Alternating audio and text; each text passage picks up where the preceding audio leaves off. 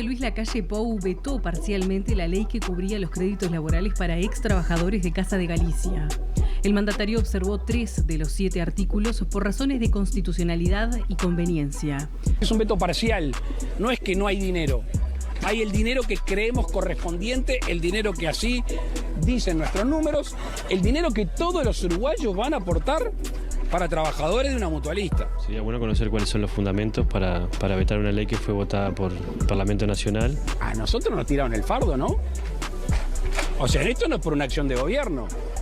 Esto es por una mala administración de una mutualista. A la ley la va a tener que cumplir igual, los 105.000 UI por trabajador como tope máximo lo va a tener que pagar, porque eso es lo que dice la ley. No va a haber mucha vuelta, pero estamos arriesgando juicios que pueden costar el doble. El juicio puede hacer el que quiera. Con esta ley, o aplicando la ley 18.690, también perdemos casi el 40% de lo que nos correspondería por despido. Sin embargo, accedimos a esa pérdida. Esperemos que se nos contemple y que se haga cumplir la ley que corresponde y se respeten nuestros derechos. Lo que ha hecho el Poder Ejecutivo desde el principio con respecto a Casa de Galicia es lo que podía hacer, incluso el tratamiento que han tenido los trabajadores de Casa de Galicia fue muy por encima del que tiene cualquier trabajador de cualquier empresa que se cierra. Junto a la justificación del veto, el Poder Ejecutivo envió al Parlamento los 3 artículos sustitutivos que deberán ser analizados por la Asamblea General. Necesitará 3/5 de los votos para que se levante la observación presidencial.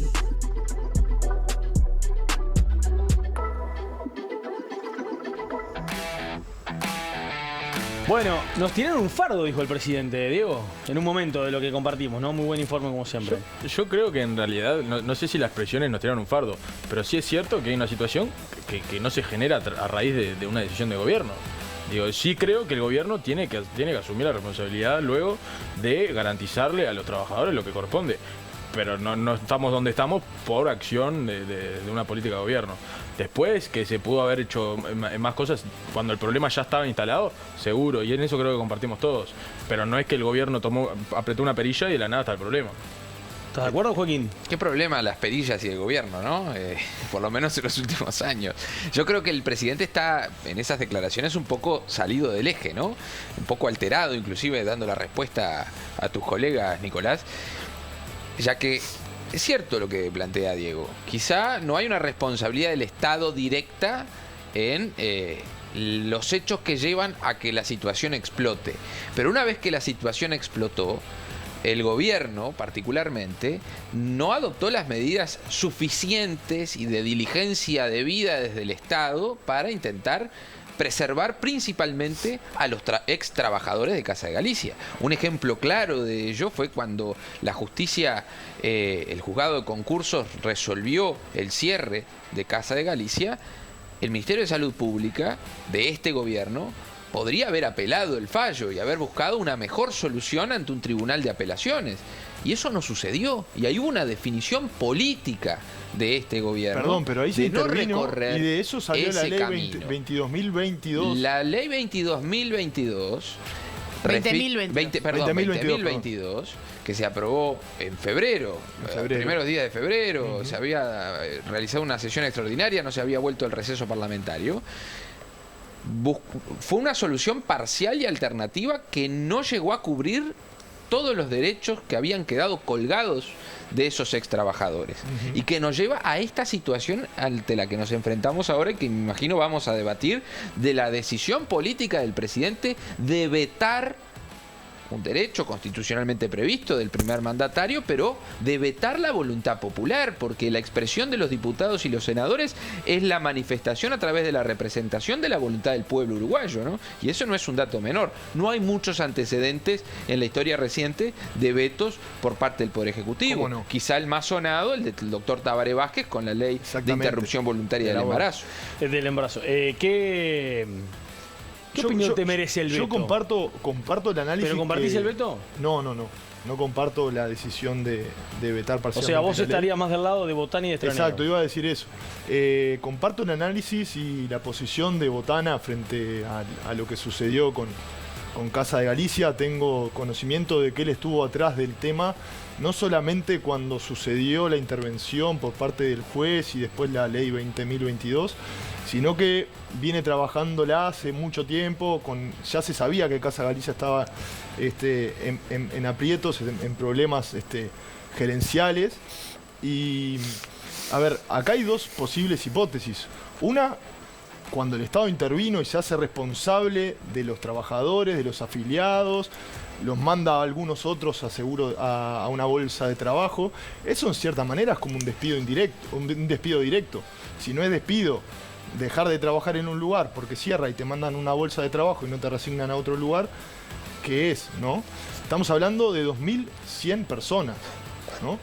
Y lo que plantea luego del envío de la ley que hace el presidente de la República al Parlamento de este fondo de 8 millones de dólares, lo que hace el Poder Legislativo es recordarle a las autoridades, al gobierno, la ley 19.690, que es una ley del año 2018, que establece que cuando se da el cierre de empresas privadas y quedan los trabajadores en banda, se arma un crédito, un fondo que lo aporta el BPS, lo aportamos todos y todas, creo que es un aporte de un 0,025 correcto de nuestros aportes al BPS.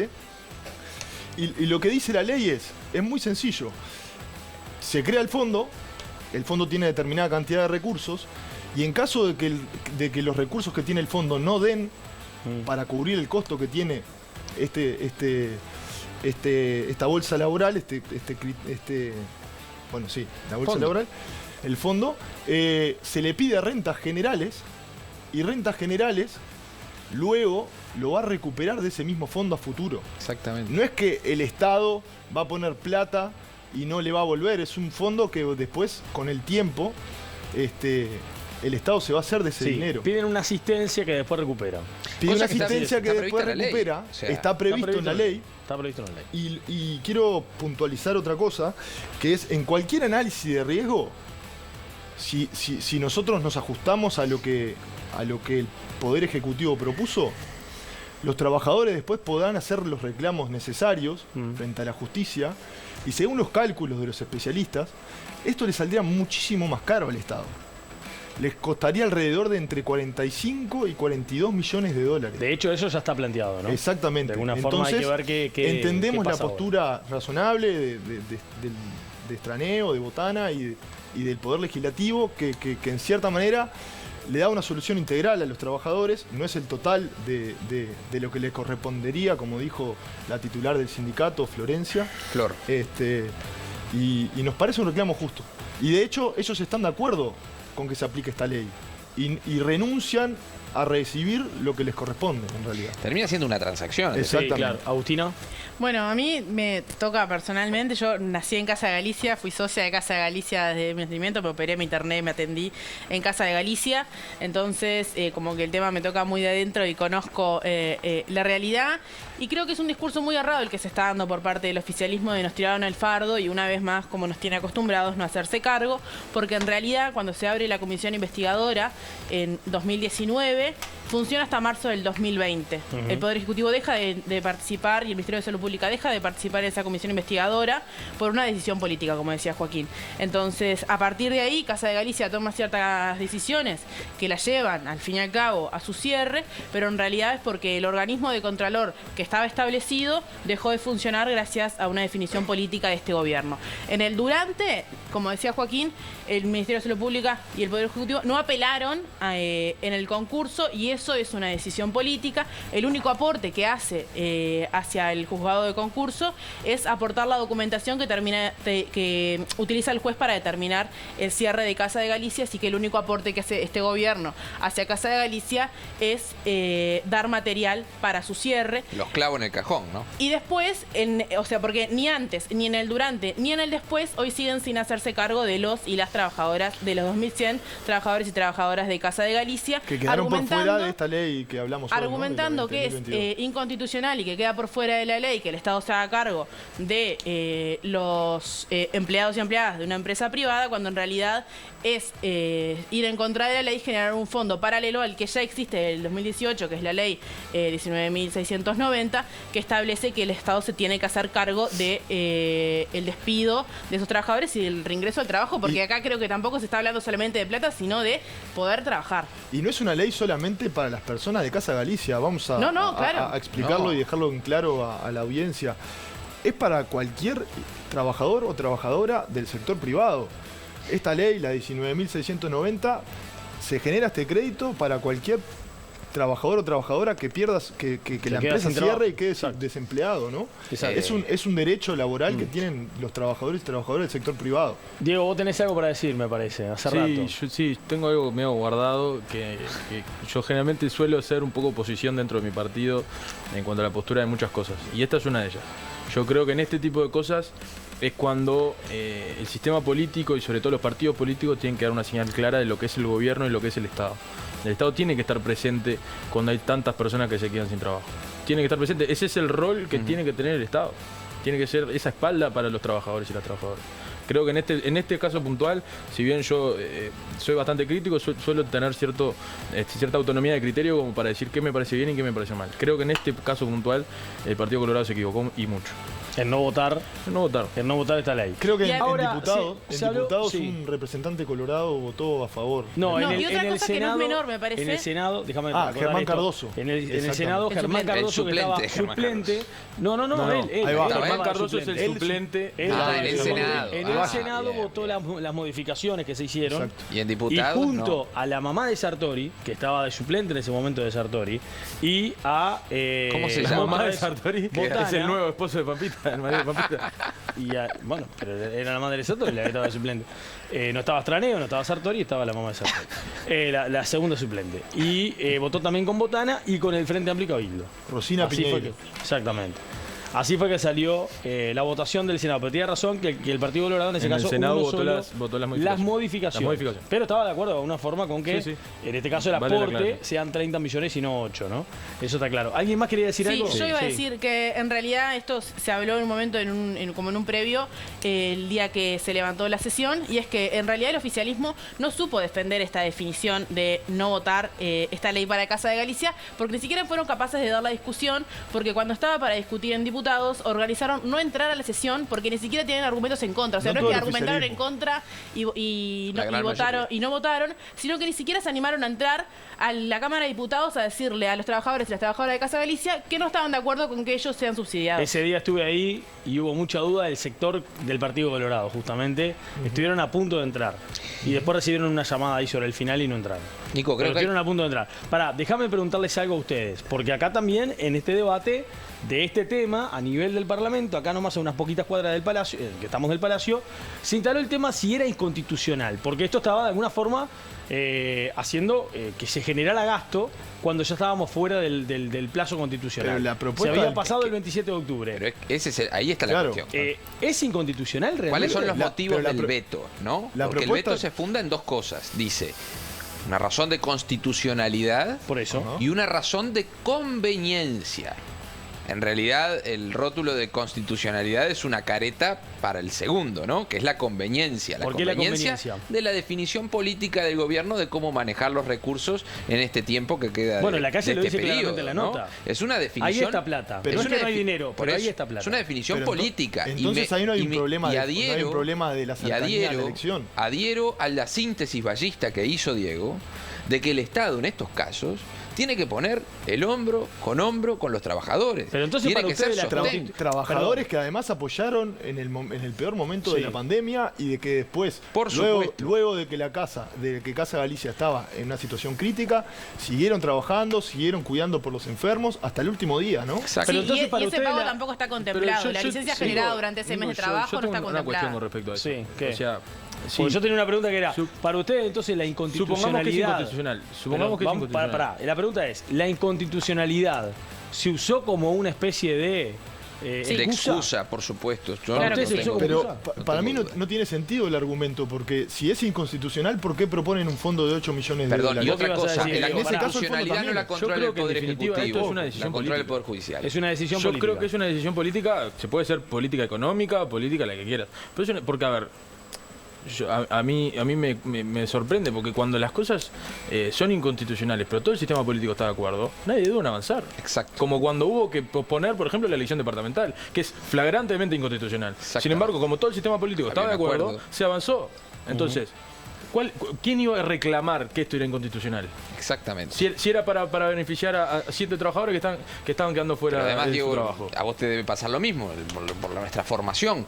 La constitucionalidad no corresponde al Poder Ejecutivo evaluarla, es el Poder Judicial la que vuelvo a lo mismo, en definitiva, si se seguía adelante con esto, ¿quién iba a reclamar la inconstitucionalidad de esa norma?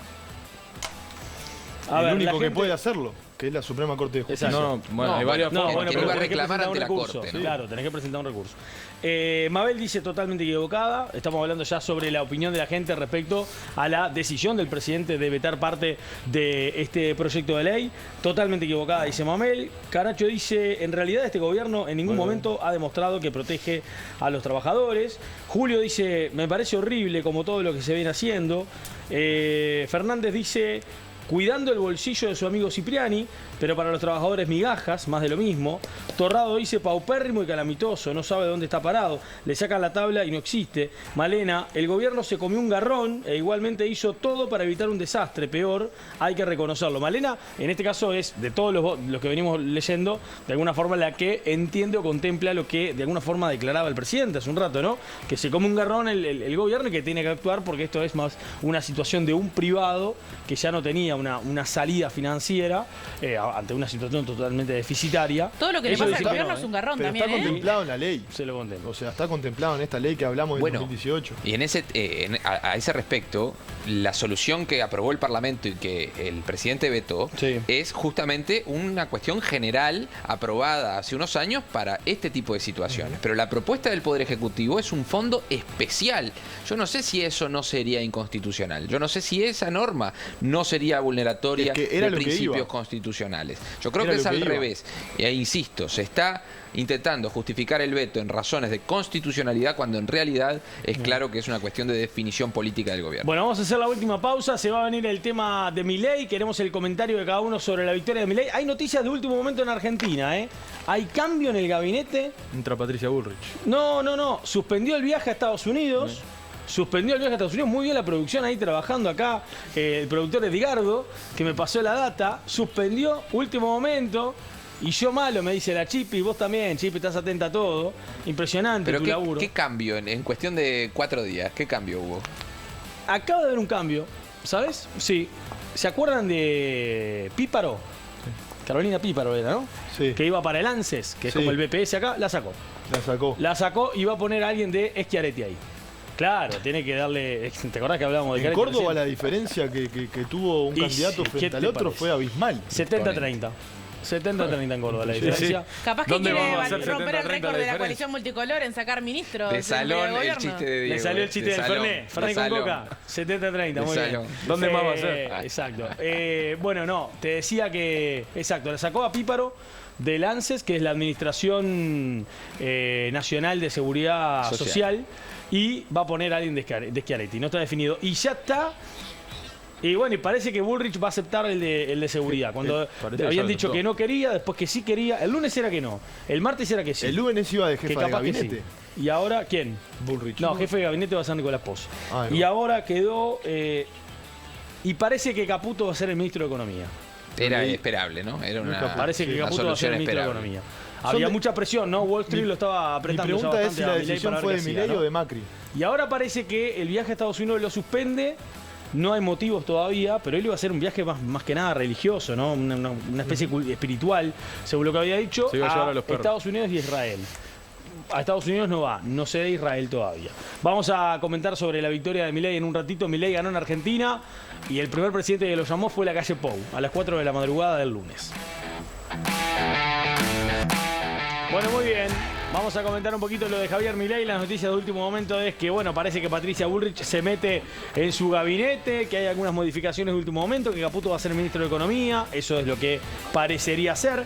Hay que recordar que va a estar recibiendo el gobierno, asumiendo el próximo 10 de diciembre. Es un domingo, 10 de diciembre. ¿Irá Alberto Fernández? ¿Irá Cristina Fernández a la entrega de la banda? ¿Al amigo Milei o no? Yo creo que el gobierno ha dado señales, el gobierno argentino ha dado señales importantes de republicanismo, de respeto al sistema democrático. Hubo reuniones. No solo por las reuniones, sino también por la actitud de Sergio Massa, el mismo domingo reconociendo tempranamente los resultados y las reuniones que se celebraron en el correo de esta semana, tanto entre el presidente electo y el presidente actual, la vicepresidenta actual y la vicepresidenta electa, que también se reunieron creo que en el día de ayer.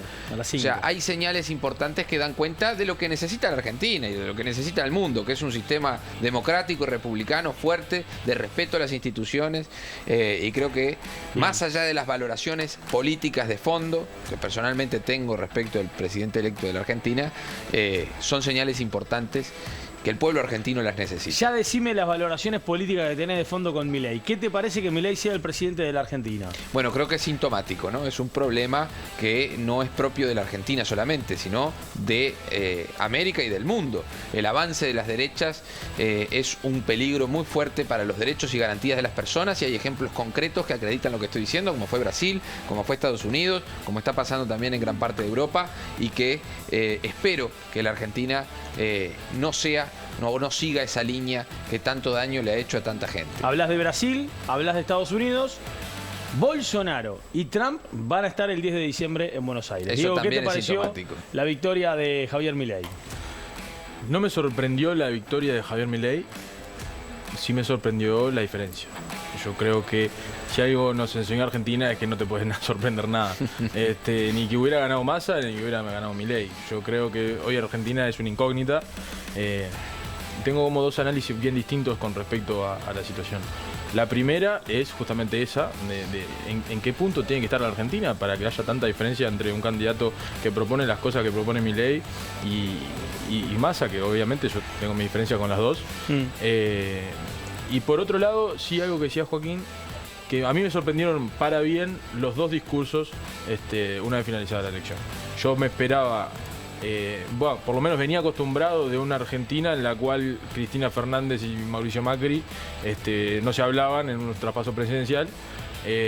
Hoy en día no es que se sentaron a charlar Massa y Milei, pero sí Massa con un discurso bastante republicano y un Milei obviamente con su discurso de alguna forma más de lo que mismo, viene repitiendo hace muchos años, pero sí con un tono más calmo, me parece. No, bastante más moderado. Mucho más moderado. Bastante más. Lo cual, de alguna forma, me parece más acertado en sentido de su investidura. Lo que sí tengo es un cuestionamiento interno al cual todavía no le llegué a la conclusión. Sí. Y es, ¿qué tan bien sería que Milei logre o no llevar adelante las cosas que hizo? Las que propuso. ¿Por qué? Esta es mi reflexión. Por un lado, yo estoy totalmente en contra de la gran mayoría de las cosas que propone Milei. Por otro lado, entiendo que el 57% que votó Javier Milei votó eso. Porque no es algo nuevo. 14 millones de personas. Estamos hablando de que un sistema político que no logró generar confianza con los votantes y sí lo logró generar esta especie de outsider. De ahí tengo forma. una... Confió en esa persona, que nos puede gustar más o nos puede gustar menos. Entonces, si Javier Milei no logra hacer eso, ¿qué candidato de acá a 5 años va a generarle esa confianza nuevamente a los argentinos? 4 años, porque son 4. Ahí tengo una puntualización para hacer con la última parte del análisis de Diego. La primera parte la comparto. Lo sorprendente no sé si fue la victoria de Milei, sino la diferencia que tuvieron ambos candidatos. Yo creo que los votantes de Javier Milei votaron por un cambio, no votaron las ideas de Javier Milei. Creo que... irrelevante. Es irrelevante. No, yo creo que no es. No, digo, es irrelevante en los hechos, porque vos en definitiva estás votando a una persona que llega con un discurso que no podés obviar las cosas. Con una visión resultadista, pero desde el punto de vista de fondo lo que plantea Wilson es sustancial. No, pero digo que en los hechos, por lo menos capaz que en mi análisis, es irrelevante en la medida en la que, en la siguiente medida. Vos no es que esta persona estaba proponiendo emitir o cuestiones capaz que a la gente le pueden no llegar. Estábamos hablando de una persona que proponía libre venta de órganos. Estamos hablando de cosas, o sea, realmente para mí preocupantes. Y no se puede obviar todo eso simplemente, para mí, con el argumento de no, votar un cambio. No, están votando cosas que además estamos de acuerdo, repite, ¿no? Estamos todos de acuerdo. Claro, por eso, pero a lo que voy es, yo no sé qué también le hace al sistema político argentino, que necesitan una persona en la que confiar, que esta persona en la cual confiaron el 57% de los argentinos también le falle. ¿Algo más para decir, Wilson? Yo no creo que Queda los un votantes de minuto. Milei lo hayan votado por su ideario, por las cosas que decía, sino por lo que representaba. Entonces, en ese sentido, creo que van a ser más permisivos si él no logra hacer las propuestas un poco locas que hacía y planteaba de manera histriónica, ¿no? A ver, fue una elección dispareja. La elección que tenían entre los argentinos era una decisión difícil de tomar frente al continuismo, pero a alguien que reivindica la política, el continuismo de lo que los llevó a donde están, y el cambio, con toda esta locura que traía el cambio. Pero bueno, celebro que hayan tomado esta decisión, una decisión republicana, que se hayan reconocido los resultados, de la manera en que se dio, y que todo este clima republicano y de paz siga continuando y logre buenos resultados para la Argentina. 50 segundos nos quedan, Agustina. Bueno, siempre yo, pero nada, yo estoy muy de acuerdo con lo que venía diciendo Diego. Creo que es el triunfo de la antipolítica, porque muchas de las personas que votaron, muchos de los ese 57%, dijeron públicamente que creían que Milei no iba a cumplir con todas esas locuras que proponía. Entonces es el triunfo más maravilloso de la antipolítica, de estarle dando el voto a alguien que sabes que no va a cumplir lo que te está prometiendo. Y por otro lado, y cortito, creo que este también es el triunfo del discurso de la derecha, del son todos iguales, y que si seguimos construyendo ese discurso de los políticos son todos iguales y de que los políticos son una clase aparte que intenta un día sí y otro también construir la derecha, podemos generar muchos más fenómenos como este. ¿Viste? Me parecía que estabas en un debate de verdad, ¿no? 5 segundos, 3, 4, 2, 1, nos fuimos. No es que el pueblo no se equivoque, es el único que tiene derecho a equivocarse.